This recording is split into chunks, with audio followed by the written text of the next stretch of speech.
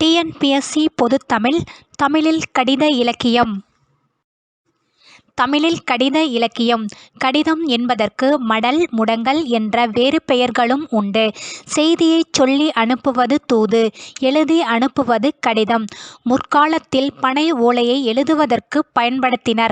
அக்காலத்தில் பனை முதலியவற்றின் ஓலையை மடல் என்பர். மடலில் எழுதப்பட்டது மடல் என்றே அழைக்கப்பட்டது.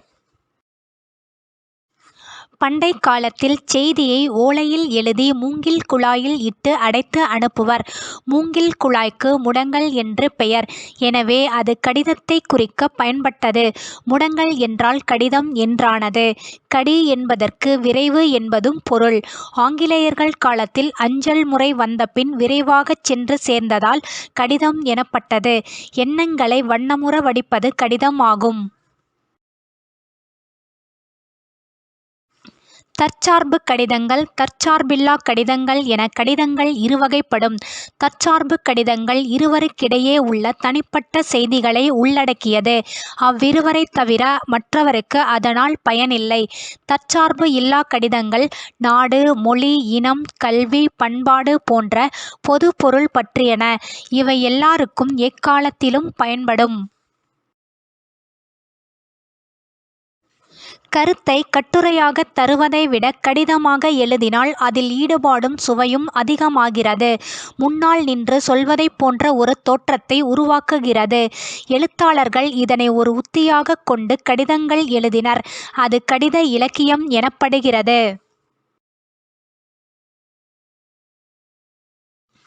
கடித இலக்கியத்தில் புகழ் பெற்றவர்கள் ஆங்கிலத்தில் William Cowper, Gray, Walpole, Chesterfield, Latin மொழியில் சிசரோ, ஜெர்மன் மொழியில் ஹில்லர், பிரெஞ்சு மொழியில் மதாம் மெதசெவென்ச். நேரு தன் மகள் இந்திரா பிரியதர்ஷினிக்கு எழுதிய கடிதங்கள் மிகவும் புகழ் பெற்றவை. இது உலக வரலாறு என்ற பெயரில் வெளிவந்தது. விவேகானந்தர், காந்தியடிகள் எழுதிய கடிதங்களும் உள்ளன. தமிழில் சிலப்பதிகாரத்தில் மாதவி கோவலனுக்கு எழுதிய கடிதம் குறிப்பிடத்தக்கது. 11ஆம் திருமுறையில் இடம்பெற்றுள்ள திருமுக பாசுரம் சிவபெருமான் சேரலன் என்ற மன்னனுக்கு பாணபத்திரன் மூலம் கொடுத்தனுப்பிய கடிதமாகும். மறைமலை அடிகள் எழுதிய கோகிலாம்பாள் கடிதம் புனைக்கதையாகும்.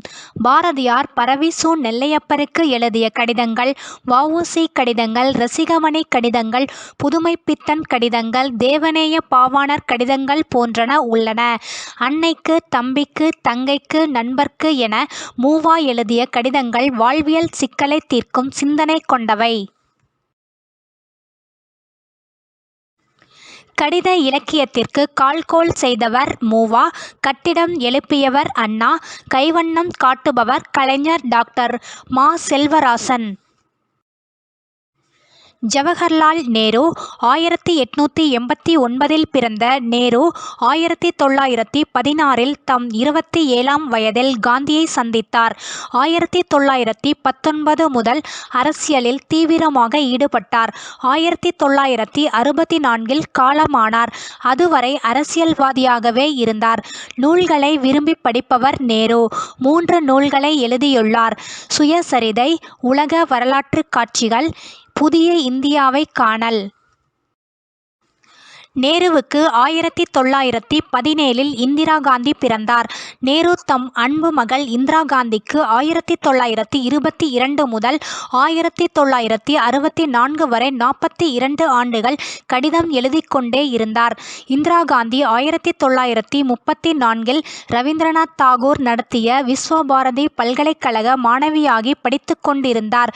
1935 நேரு கைது செய்யப்பட்டு உத்தராஞ்சல் மாநிலத்தில் உள்ள அல்மோரா சிறையில் அடைக்கப்பட்டார். சிறையில் இருந்தபோதும் கூட தம் மகளுக்கு நேரு தொடர்ந்து கடிதம் எழுதிக்கொண்டே இருந்தார்.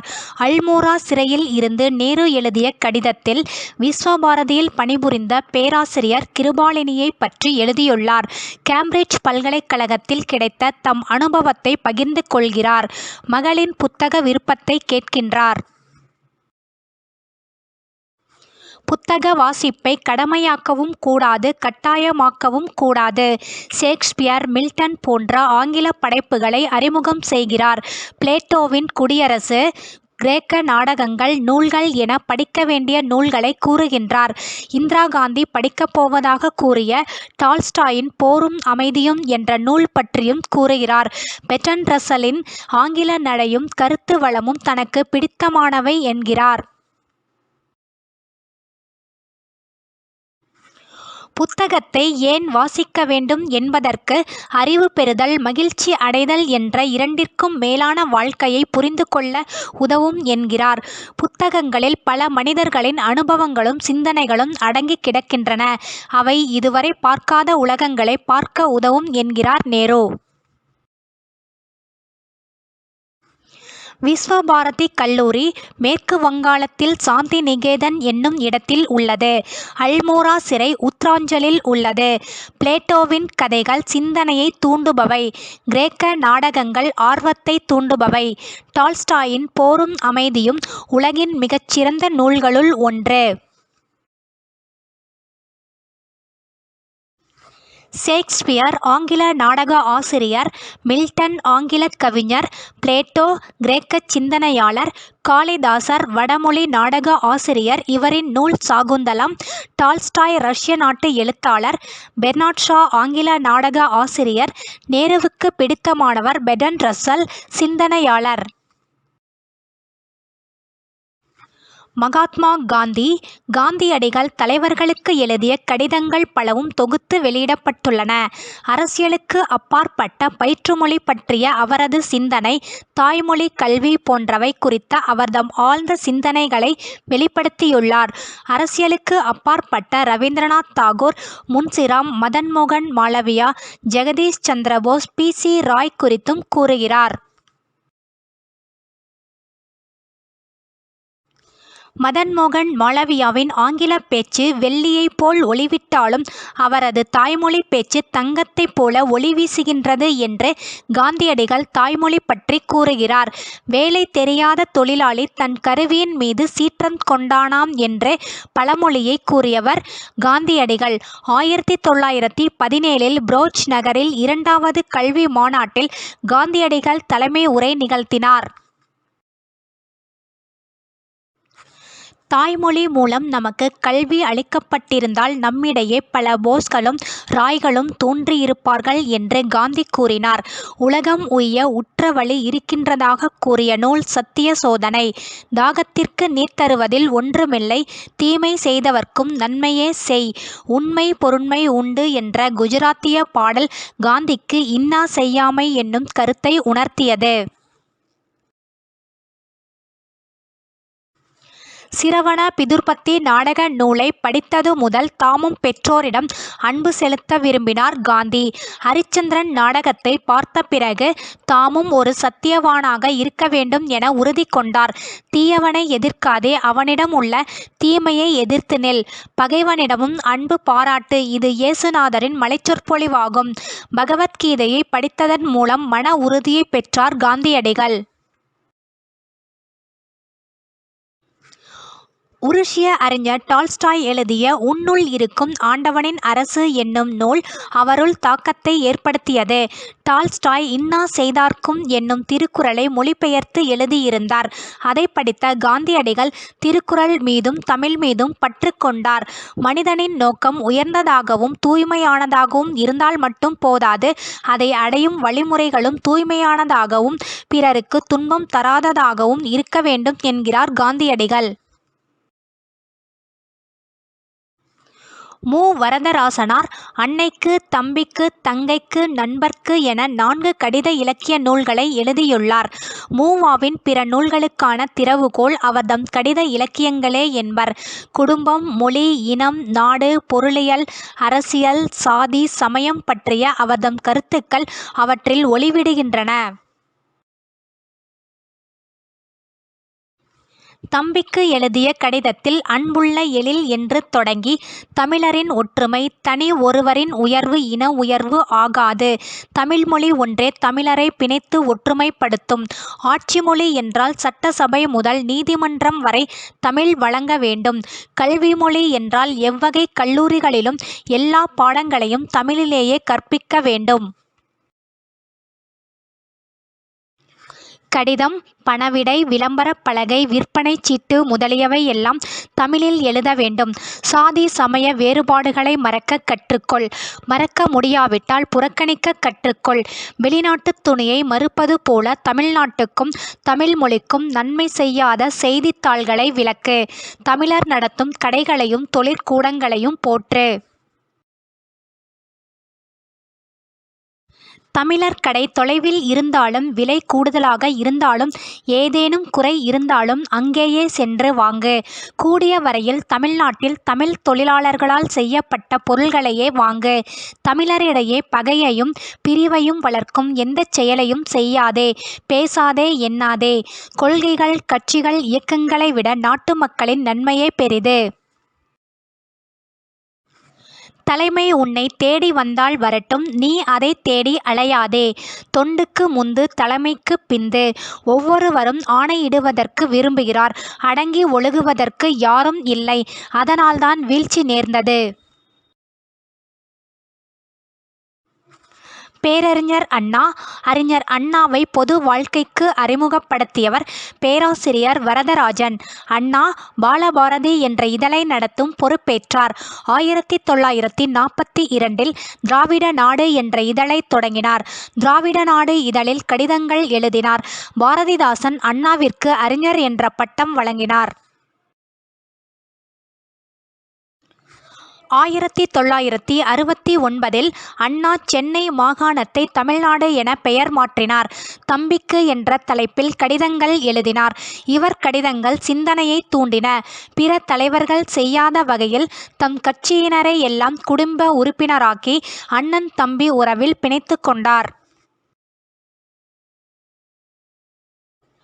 இவர்தம் கடிதத்தில் தமிழ், தமிழர், தமிழ் பண்பாடு, தமிழர் தாழ்வும் உயர்வும், தமிழர் செய்ய வேண்டியது, பகுத்தறிவு, ஆரிய எதிர்ப்பு போன்ற கருத்துக்கள் மிளிர்கின்றன. புனலிடை மூழ்கி பொழிலிடை உலவி பொன்னின் இலையும் துகிலும் பூண்டு. இதனை கூறியவர் அண்ணா. உழைத்துப் பெறு, உரிய நேரத்தில் பெறு, முயற்சி செய்து பெறு. இதனை கூறியவர் அண்ணா. நாட்குறிப்பு. நாட்குறிப்பு என்பது டைரி. டைஸ் என்ற லத்தீன் சொல்லுக்கு நாள் என்பது பொருள். டைஸ் என்பதிலிருந்து தோன்றிய டைரியம் என்ற லத்தீன் மொழிச் சொல்லுக்கு நாட்குறிப்பு என்று பொருள். டைரியம் என்ற லத்தீன் சொல் ஆங்கில மொழிக்குச் சென்றபோது டைரி என்றானது. ஆனந்தரங்கம் பிள்ளை டைரி என்பதற்கு இணையாக தினப்படி, செய்திக்குறிப்பு, சொஸ்த லிகிதம் என்ற தொடர்களை பயன்படுத்தியுள்ளார். சொஸ்தம் என்றால் தெளிந்த அல்லது சொந்தமான, உரிமை உடைய என்பது பொருள். லிகிதம் என்பதற்கு கடிதம் அல்லது ஆவணம் என்பது பொருள். கல்வெட்டு, செப்பேடு, இலக்கியம் ஆகியன பழமையான வரலாற்றை அறிய உதவும் காலக் கண்ணாடிகளாகும். நாட்குறிப்பு என்பது அது எழுதப்பட்ட காலத்தின் நிகழ்வுகளை தெரிவிக்கும் வரலாற்று ஆவணம். தனிப்பட்ட ஒருவரின் சொந்த செய்திகள், வரவு செலவு கணக்குகள் எழுதப்பட்ட நாட்குறிப்பு மற்றவருக்கு பயன்படாது. குறிப்பிட்ட நாளில் நடந்த சமூக மாற்றங்கள், அரசியல் நிகழ்வுகள், இயற்கை பேரிடர், உலகின் சீரிய நிகழ்வுகள் போன்றன பதிவு செய்யப்பட்ட நாட்குறிப்புகள் இலக்கியமாகவும் வரலாற்று ஆவணமாகவும் மதிக்கப்படுகின்றன. ஆனந்தரங்கர் 30/3/1709 திருவேங்கடம் என்பவருக்கு மகனாக சென்னை பெரம்பூரில் பிறந்தார். எம்பார் என்பவரிடம் கல்வி கற்றார். புதுச்சேரியில் குடியேறி வணிகத் தொழிலை மேற்கொண்ட திருவேங்கடம் 1726 இறந்தபின் ஆனந்தரங்கர் வணிகப் பொறுப்பை ஏற்றார். தமிழ், பிரெஞ்சு, பாரசீக மொழிகளை நன்கு கற்றவர் ஆனந்தரங்கர். 1746 டியூப்ளக்ஸ் என்ற புதுச்சேரி ஆளுநரின் மொழிபெயர்ப்பாளராக நியமிக்கப்பட்டார். 1736ஆம் ஆண்டு முதல் 1760ஆம் ஆண்டு வரை ஏறத்தாழ 25 ஆண்டுகள் தொடர்ந்து நாட்குறிப்பு எழுதினார் ஆனந்தரங்கர். தமிழ் பற்றாளர் ஆதலால் நாட்குறிப்பை தமிழிலேயே எழுதியுள்ளார். இடையில் சில நாள் எழுதப்படாமலும் சில குறிப்புகள் முழுமை பெறாமலும் உள்ளன. ஆனந்தரங்கரின் நாட்குறிப்புகளின் பெரும்பகுதி வணிகச் செய்திகளையே கூறுகின்றன. புதுச்சேரிக்கு கப்பல் வந்த செய்தி கேட்டு மக்கள் அடைந்த மகிழ்ச்சியை இலக்கிய நயத்தோடு வர்ணித்துள்ளார். நீதி வழங்கல், தண்டனை அளித்தல் குறித்த செய்திகளையும் பதிவு செய்துள்ளார். கடும் தண்டனை குற்றங்களை குறைக்கும் என்பதை ஆனந்தரங்கர் நாட்குறிப்பின் மூலம் அறியலாம். 9/6/1746 சுங்கு சேஷால செட்டியாரின் பெண்கள் இருவருக்கு திருமணம் நடந்தது. அத்திருமணத்திற்கு வந்த புதுச்சேரி ஆளுநர் டியூப்ளெக்ஸ் அவர்களுக்கு ரூபாய் 1000, அவர் மனைவிக்கு ரூபாய் 100 அந்தரங்கத்திலே கொடுத்து பந்தலிலே பாக்கு, வெற்றிலை, புஷ்பம் மட்டும் கொடுத்து அனுப்பினார் செட்டியார். சிறப்பு விருந்தினராக ஆளுநர் வந்திருந்த போது, அவர் வரும்போது, உட்காரும்போது, சாப்பிடும்போது, எழும்போது என ஒவ்வொரு முறையும் 21 குண்டுகள் முழங்கின. இவரின் நாட்குறிப்பு பேச்சுத்தமிழ் குறித்தும் கூறுகிறது. 12/1/1761 ஆனந்தரங்கர் இயற்கை எய்தினார். இவருடைய சிறப்புகள்: 1749 ஆளுநர் 3000 குதிரைகளை வழங்கி மன்சுபேதார் என்ற பட்டத்தையும் வழங்கினார். செங்கல்பட்டு கோட்டைக்கு தளபதியாக்கி அம்மாநிலத்தின் ஜாகீர்தாராகவும் நியமித்தார். மங்கள ஒலி முழங்க பல்லக்கில் செல்லும் உரிமை பெற்றார் ஆனந்தரங்கர். தங்க பிடி போட்ட கைத்தடி வைத்துக்கொள்ள உரிமை பெற்றார். ஆளுநர் மாளிகைக்குள் செருப்பு அணிந்து செல்லும் உரிமை பெற்றார். பொதுமக்களின் வழக்குகளை விசாரித்து தீர்ப்பு வழங்கும் உரிமை பெற்றார். அருணாச்சல கவிராயர் தம் ராம நாடகத்தை திருவரங்கத்தில் அரங்கேற்றி மீண்டும் ஒருமுறை ஆனந்தரங்கர் முன் அரங்கேற்றினார். உலக நாட்குறிப்பு இலக்கியத்தின் முன்னோடி பெப்பிஸ் ஆவார்.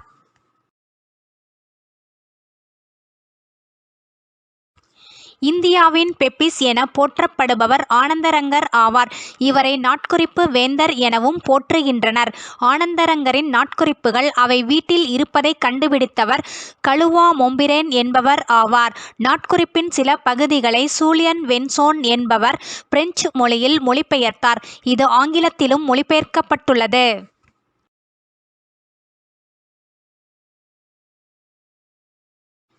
ஆனந்தரங்கர் குறித்து வெளிவந்த நூல்கள்: ஆனந்தரங்க கோவை தியாகராஜ தேசிகர், ஆனந்தரங்கன் பிள்ளை தமிழ் அரிமதி தென்னகன், ஆனந்தரங்கன் தனிப்பாடல்கள், கள்வன் நொண்டிச்சிந்து, ஆனந்தரங்கர் புதினங்கள், ஆனந்தரங்க விஜயசம்பு, சீனிவாச கவி வடமொழி, ஆனந்தரங்க ராட்சந்தமு, கஸ்தூரிரங்க கவி தெலுங்கு. சியாட்டில் அமெரிக்க பூர்வ குடிகளான செவ்விந்திய மக்களின் தலைவர் சியாட்டில். சுக்வாமிஸ் துவாமிஸ் இன மக்கள் வாழ்ந்த பகுதியினை அமெரிக்காவின் உள்நாட்டு கட்டுமானத்திற்காக பணத்திற்கு விற்க வேண்டும் என ஜனாதிபதி ஜார்ஜ் வாஷிங்டன் அழைப்பு விடுத்த போது 1854ஆம் ஆண்டு ஜனாதிபதிக்கு கடிதம் எழுதினார். இக்கடிதத்தை 1887இல் ஹென்றி ஏ. ஸ்மித் என்பவர் பிரசுரித்தார். மனிதனுக்கும் இயற்கைக்கும் இடையில் செவ்விந்திய சமூகம் எப்படி உறவு வைத்து கொண்டிருந்தது என்பதையும் அதனை வெள்ளை இன மக்கள் எப்படி பாதுகாக்க வேண்டும் என்பதையும் அது வெளிப்படுத்துகிறது. வாஷிங்டன் மாநிலத்தில் உள்ள ஒரு நகருக்கு சியாட்டில் என்று பெயர் வைத்துள்ளது அமெரிக்க குடியரசு. நா. முத்துக்குமார். இவருடைய காலம் 12/7/1975 முதல் 14/8/2006 வரை. காஞ்சிபுரம் மாவட்டம் கன்னிகாபுரத்தில் பிறந்தவர். கவிதை, கட்டுரை, திரையிசை, பாடல் என பன்முக ஆற்றல் கொண்டவர். இவருடைய நூல்கள்: நியூட்டனின் 3ஆம் விதி, கிராமம் நகரம் மாநகரம், பட்டாம்பூச்சி விற்பவன், என்னை சந்திக்க கனவில் வராதே, சில்க் சிட்டி, பாலகாண்டம், குழந்தைகள் நிறைந்த வீடு, வேடிக்கை பார்ப்பவன், அணிலாடு முன்றில். இவரது முதல் கவிதை தொகுப்பு தூசிகள். தூர் என்ற இலக்கியம் மூலம் அறிமுகமானார். 1500க்கும் மேற்பட்ட பாடல்களை இயற்றியவர். 2005ஆம் ஆண்டு தமிழக அரசின் சிறந்த பாடலாசிரியர் விருது பெற்றவர்.